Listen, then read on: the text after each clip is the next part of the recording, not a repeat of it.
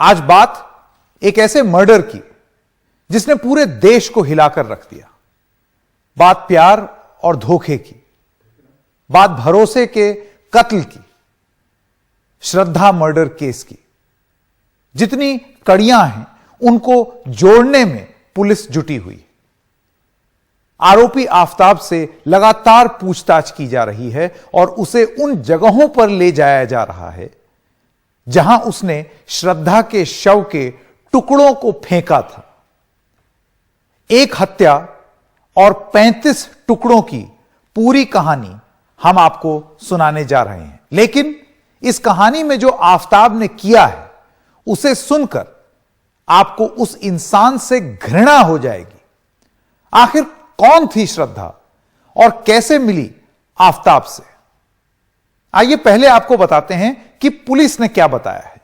तो पुलिस के मुताबिक महाराष्ट्र के पालघर की रहने वाली थी 26 साल की श्रद्धा वालकर।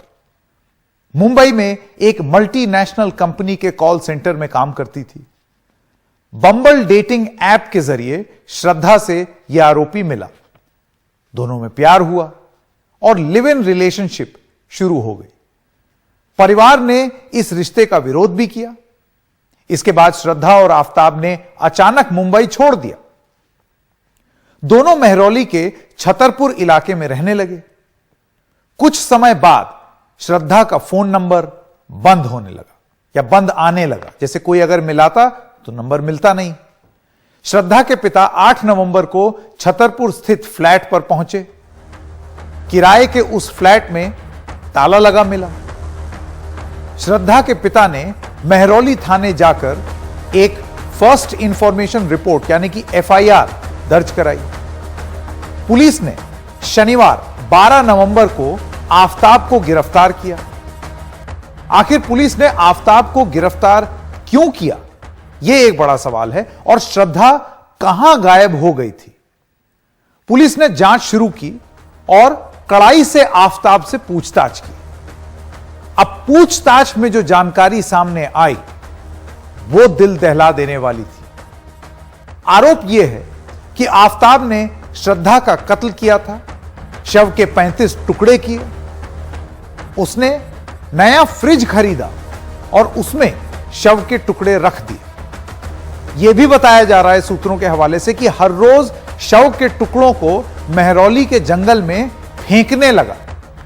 वो रात को 2 बजे उठता था, मास्क पहनता था और जंगल में शव के टुकड़े फेंक देता था। पुलिस ने अब तक 10 अवशेष बरामद किए हैं जिसकी DNA जांच चल रही है। पुलिस आफताब को मेहरौली के जंगल में भी ले गई। ये वो तस्वीरें हैं जो कि आप देख सकते हैं। उसके साथ घंटों पुलिस की टीम श्रद्धा के शव के अवशेष ढूंढती रही। जैसा कि ये आप देख सकते हैं इस कैमरे में, उस जंगल के अंदर जा रहे हैं, उन सब जगहों पर जा रहे हैं जहां जिक्र किया आफताब ने। आफताब अभी 5 दिन की पुलिस रिमांड पर है। हमारे सहयोगी मुकेश सिंह सेंगर बता रहे हैं कि दिन में मेहरौली के जंगल में पुलिस ने किस तरह यह पूरा अभियान चलाया। श्रद्धा वालकर हत्याकांड में आरोपी आफताब अमीन पूनावाला को दिल्ली पुलिस मेहरौली के जंगल में एक बार फिर लेकर पहुंची है और यहां पर उसकी निशानदेही पर श्रद्धा के शव के जो बाकी टुकड़े बचे हैं उनको बरामद करने की कोशिश की जा रही है। अभी तक पुलिस श्रद्धा के शव के 10 से 12 टुकड़े बरामद कर पाई है जिनकी DNA प्रोफाइलिंग होगी, लेकिन श्रद्धा का सिर अभी तक बरामद नहीं हुआ है और शरीर के जो बाकी टुकड़े हैं वो अब तक बरामद नहीं हुए हैं। आरोपी ने पूछताछ में कहा कि उसने श्रद्धा का मोबाइल कहीं महाराष्ट्र में कहीं फेंक दिया है। उस मोबाइल को बरामद करने की कोशिश की जा रही है। आरोपी ने जिस हथियार से जिस चापर से श्रद्धा को काटा था उसको बरामद करने की कोशिश की जा रही है, वो भी उसने कहीं फेंक दिया है। आरोपी ने पूछताछ में कहा कि श्रद्धा से वो बम्बल डेटिंग ऐप के जरिए मिला था।